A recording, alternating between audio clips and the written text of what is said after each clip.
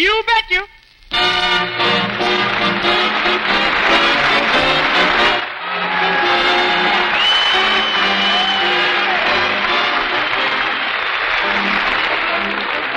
Yes, here we go again. It's Alan Young, very deep in trouble.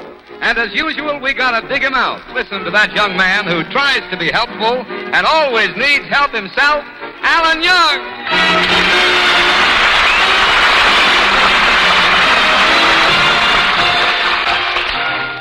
Well, Betty, now that your father and mother are on their second honeymoon, that leaves me in complete charge of your house. Yes, Alan, you look so masterful sitting in Daddy's chair with Daddy's slippers and reading Daddy's paper. Yeah, really? The only thing is, I don't know how he stands this pipe. It tastes awful. Well, Alan, I think you're supposed to put the small end in your mouth. Oh.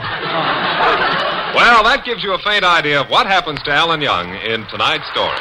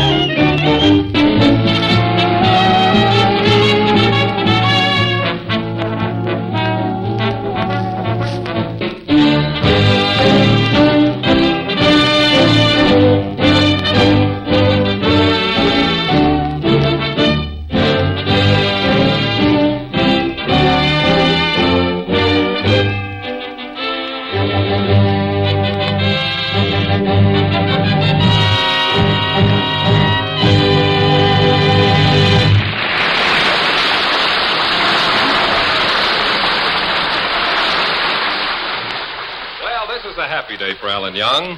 It seems Betty Ditt and Pfeffer's mother and father are celebrating their 25th wedding anniversary by taking a second honeymoon trip to Niagara Falls. So Alan and his girl Betty are at the railroad station seeing them off. Betty, I think it's a wonderful idea, your mother and father taking a second honeymoon. Attention, please. The honeymoon special for Niagara Falls leaves in 5 minutes. Hear that, Betty? The honeymoon special leaves in 5 minutes.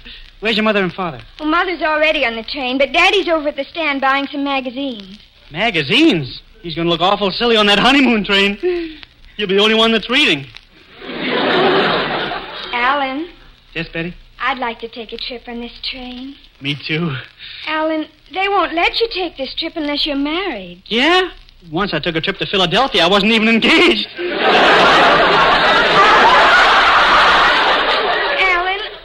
Talking about our honeymoon. Hmm? We expect to get married, don't we? You mean the two of us together? Why, yes. After all, Dad says that when he was your age, he'd already asked Mother to get married. Why don't you do the same? Your mother wouldn't switch now. Ellen. Hey, look at the time. Wish your father would hurry. I have a little going-away present to give him before he gets on the train. Oh, Alan, that's so thoughtful of you. What's the gift? It's this wallet. Pretty, isn't it? Has a place for bills and stamps, and it's made out of genuine cowhide. But what's the little pouch under it? Betty, haven't you ever seen a cow? Pouches for loose change, you might have. Attention, please. The honeymoon special will leave for Niagara Falls on track 4. The Reno special will leave for Reno on track 5. Will the Reno passengers stop throwing stones at the Niagara passengers? Oh, here's Daddy now. Yeah. Hello, Betty. Your mother just sent me out for a magazine. Did the same thing 25 years ago on our first honeymoon. I remember distinctly. She wanted a copy of True Romances. What did she ask for this time? Horror stories. Well, I guess I'm not as handsome as I used to be. You wouldn't believe it, Alan, but 25 years ago, I looked exactly like you. And 25 years from now, you'll look exactly like me.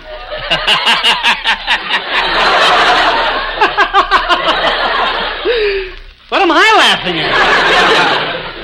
Well, I'd better start for the train. I don't want to be late. Oh, just a minute, Daddy. Alan, the gift. Oh, the gift. Oh, Mr. Dittenpepper, I want to take this opportunity to present you with this wallet made of genuine simulated leather. Well, that's very nice of you, Alan. Very nice. Of course, it's not very appropriate. It's my silver anniversary, and this wallet isn't exactly a silver gift. It certainly is. I paid a quarter for it. Even bought one for myself. There were two for 49 cents. See, mine is just like yours. Well, so it is. Yeah, the wallet is very convenient, too. It has a special place for your railroad tickets. Let me have them, Mr. Dittenpepper. I'll put them right in for you here. Attention, please. The honeymoon special leaves for Niagara Falls in 2 minutes. The brides will be seated in car 1. The grooms will be seated in car 2. This is a heck of a way to run a railroad.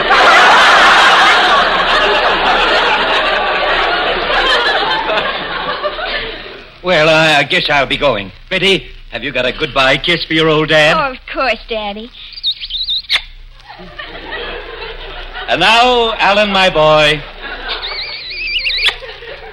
I wanted to shake your hand. Oh.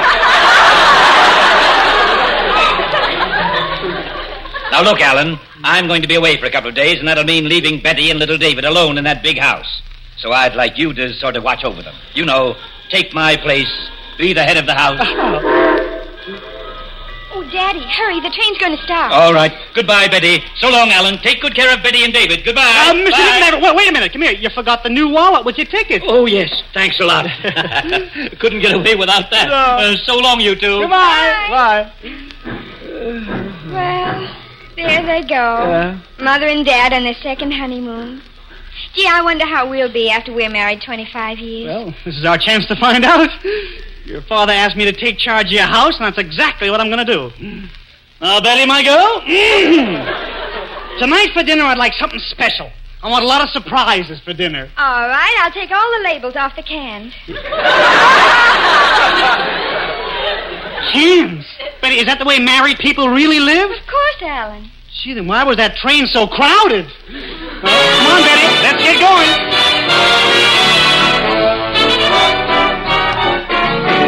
While Alan prepares to take charge of the Dittenpepper home, let's listen to the poor chicks and chucks sing, But I Did. I didn't want to phone you again, but I did. I didn't want to see you again, but I did. I had a certain feeling for you that bothered me. I had to find out what the hidden charms could be. I didn't want to hug you again, but I did. I didn't want to kiss you again, but I did.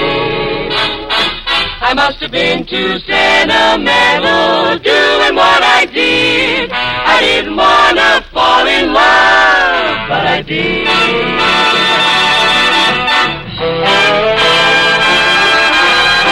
I didn't want to call you on the telephone, but I did. I didn't want to ever see you again, but I did.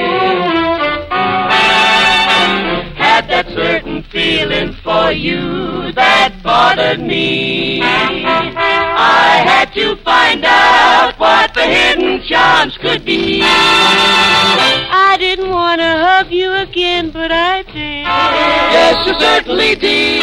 I didn't want to kiss you again, but I did. You went and done it. I must have been too sentimental doing what I did. I didn't want to fall in love. Didn't want to give my heart a shove, but I did. Baby, I certainly did.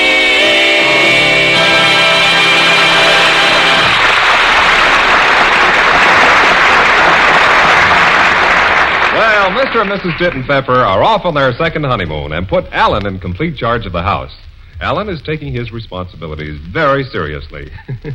Maybe too seriously. Let's see. Can't understand how Mr. Dittenfeather could be so careless. Hello? Wait Coal Company? I'd like to order some coal for the Dittenfeather residence. Oh, about 15 or 20. I better play safe. Make it 25 pieces. Oh, you sell it by the ton. Well, how many quarts in a ton?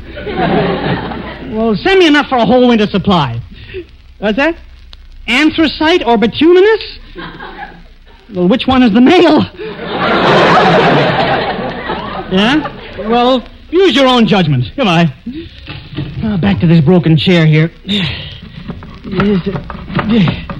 Hey, Mr. Young, what are you up to now? I'm fixing your father's favorite chair, David boy. That piece is off there. Oh, the bottom is nice and even. Mr. Young, I don't think my old man is going to appreciate this. Why not? I fixed this chair. It was very wobbly. Yeah, but this happens to be a rocking chair. It is? I mean, it was? No harm done. I can put it back together again. Betty, where's the glue? I'm using it on the chicken. You're putting glue on the chicken? Betty, the book said baste the chicken, not paste it. Oh, Alan, I'm having an awful time in the kitchen. I've never cooked a chicken before. No, don't worry. I'll take over, Betty. All right. Alan, how will you know when the chicken's done? Very simple. You just take it out of the oven as soon as the feathers turn brown. Hey, sis, will you do me a favor? What is it, David? Will you put me to bed without my dinner tonight? David. Shouldn't laugh at your sister's cooking. You should taste one of these biscuits she made here. I don't want any. Now, go ahead, try one. Go on. Oh, all right. Pass me the hammer. I want to butter it.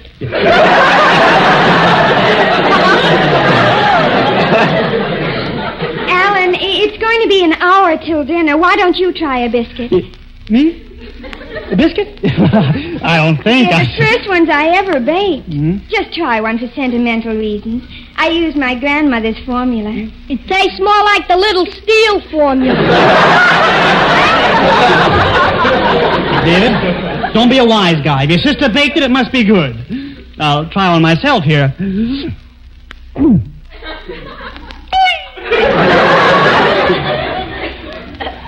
Pardon me. Oh, Alan, I knew you'd be sentimental about my biscuit. There's a tear in your eye. You should see the lump in his throat. I'd better get back to the kitchen and see how the chicken's getting along. And, David, it would be a good idea if you went back to your homework. Okay, sis. Hey, Mr. Young, here comes Hubert Updike's car up the driveway. I bet he's coming over to take Betty out tonight. That's what he thinks. I'm the head of this house right now. He and all his millions. Well, I'll throw him right out in his fiduciary. Hi-ho, everybody. I'm here. Come and get me.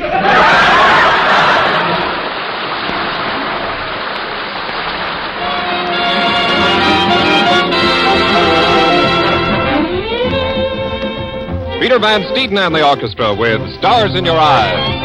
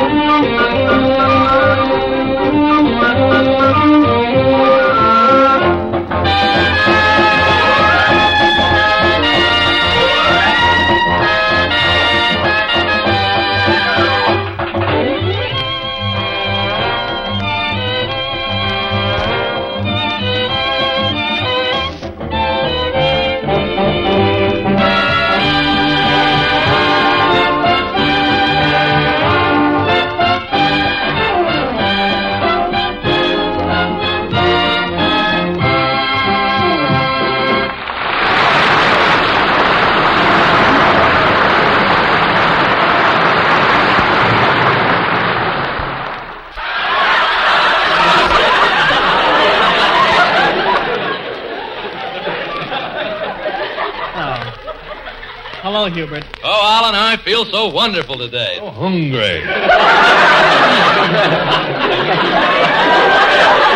Hungry? Maybe you'd like to try one of Betty's biscuits.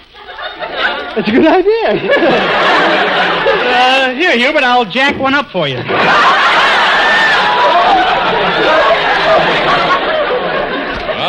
I just love homemade biscuits.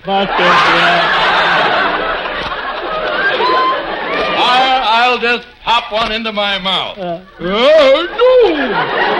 Oh, heavens to gimbal. I just swallowed a billiard ball.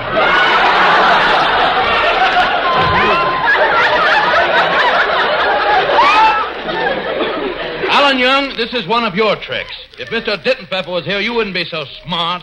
Well, Mr. Dittenpepper isn't here. As a matter of fact, I'm the head of the house now. And as far as you're concerned, Hubert, you can go scratch. Go scratch. Who do you think I am, Itchy? Oh, that was a witty one, yeah.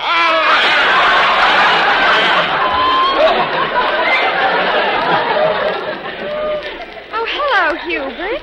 I thought I heard you come in. Betty, how could your papa put Alan in charge of this house? I happen to know that Alan Young is the stupidest man in this town. Hubert, you have no right to say that. You don't know everyone in this town. That's it, Betty. That's telling me. Now, Hubert, I'll thank you to leave these premises immediately and never bother my daughter, my girl Betty, again. Betty, is that your decision, too? Well, Hubert, Alan's in charge, and whatever he says goes. Hubert, leave this house forever. Very well, I'm going. Oh, the pity of it all. This is the end. There's only one way out. Tonight, when all the world is asleep, I shall blindfold myself and leap from the highest table in the Stork Club. Wow. Well, Alan, Hubert's gone, and it's getting dark outside, and this is the romantic time of the evening. Oh, David, would you go into the kitchen and see how the dinner's making out? Okay, I get it. Mush, mush, mush. Boy, am I glad I'm still a bachelor. Well, Alan, now we're alone. Yeah.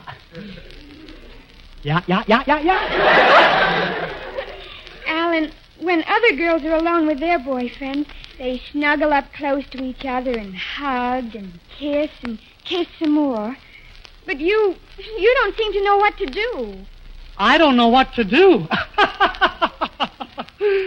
Sit down, kid.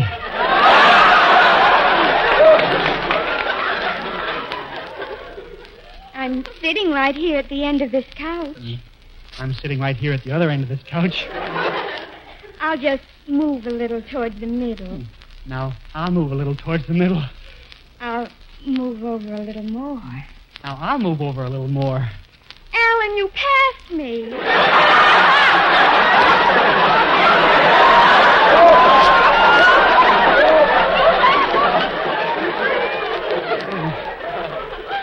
Betty, let's just sit here and talk. I'm so tired.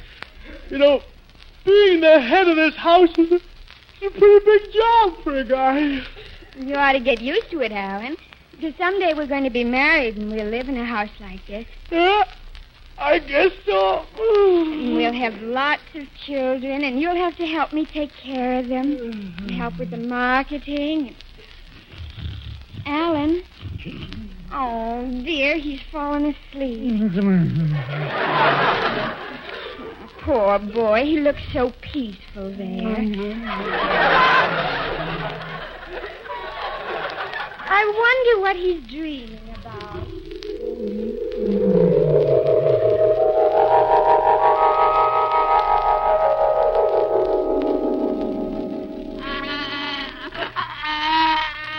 Oh, can't you be quiet, Alan Jr.? You just had 2 bottles. You know, that 7-Up costs money.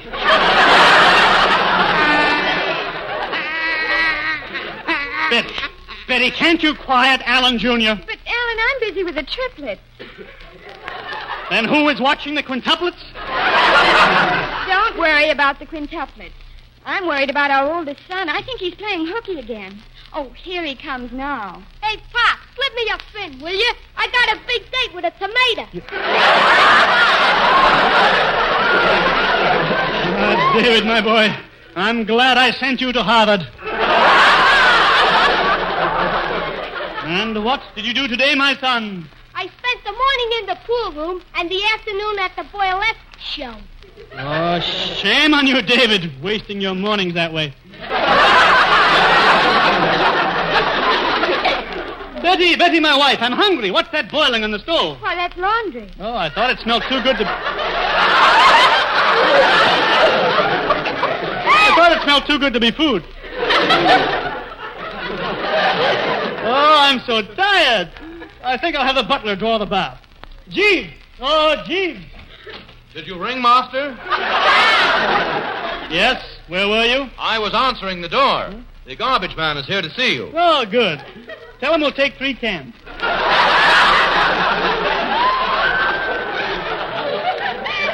Oh, by the way, Jeeves, you've been pretty careless lately.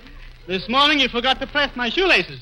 I've told you must do everything I say. Oh, Master, I promise you I will. I will. All right, Jeeves, you're forgiven and you may go now. Oh, thank you, Master. If you want me, I'll be in my kennel.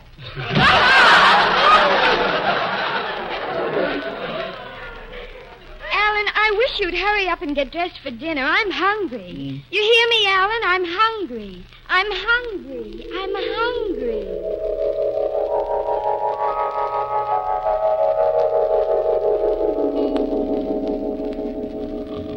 Wake up, Alan. I'm hungry. It's time for dinner. Have Jeeves draw my soup, please. Alan, what are you talking about? Oh, you must have been dreaming. I guess I was.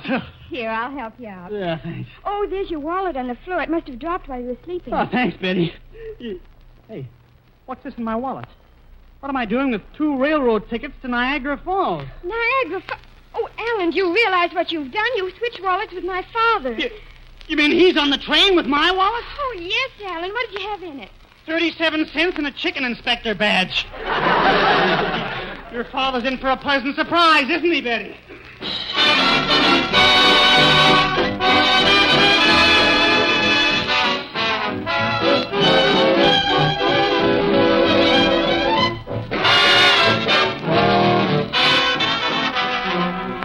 We'll catch up with Alan in just a moment.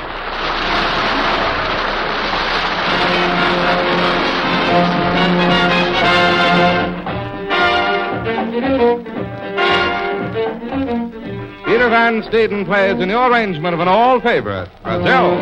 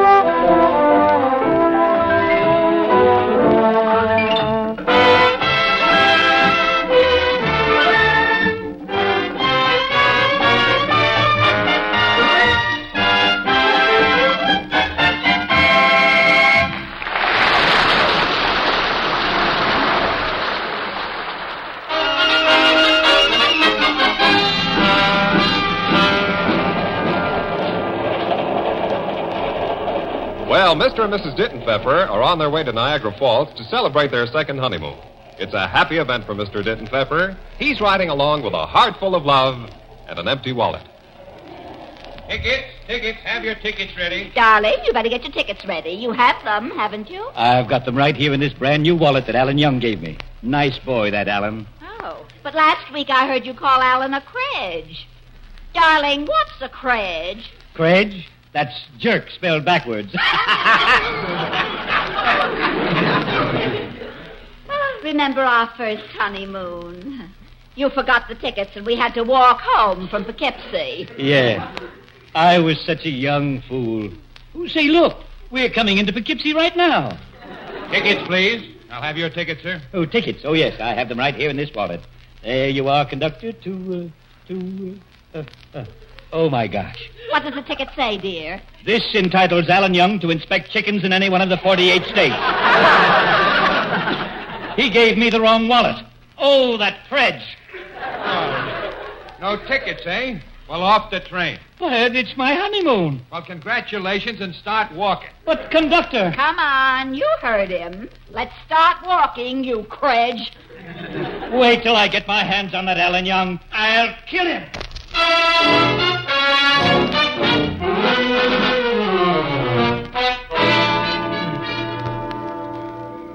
Gosh, Alan, I'm awfully worried about Dad on that train with your wallet. You know Dad's temper. Oh, that's all right, Betty. When he sees what I've done around this house, he'll forgive me. I pasted up his favorite rocking chair.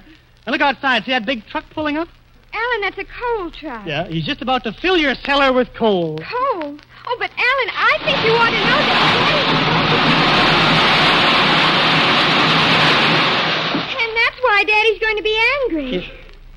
Why should he be angry? They just put 14 tons of coal in his cellar. Alan, we use an oil burner. Well, that's very practical. You just... Oh, Alan, you know Father's terrible temper. Don't you think you should leave town for 15 or 20 years? But, Betty, why? Where is it? Mr. Denton Pfeffer, what are you doing with those shredded shoes? I just walked back from Poughkeepsie. I'll take care of you, Mr. Credge Young, as soon as I rest up. Just let me sit down in my favorite chair. Yeah. Oh, Mr. Denton Pfeffer, I wouldn't sit there if Don't tell me where to sit. Ah, there.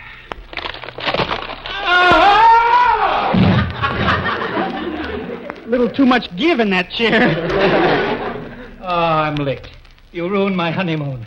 You made me walk back from Poughkeepsie. You broke my favorite chair. I'm beaten. Daddy, where are you going? The only place in this house where I can have peace and quiet. I'm going to the cellar. So you're going to... The cellar? Yes, the cellar. Oh, no. No! Oh, no! No!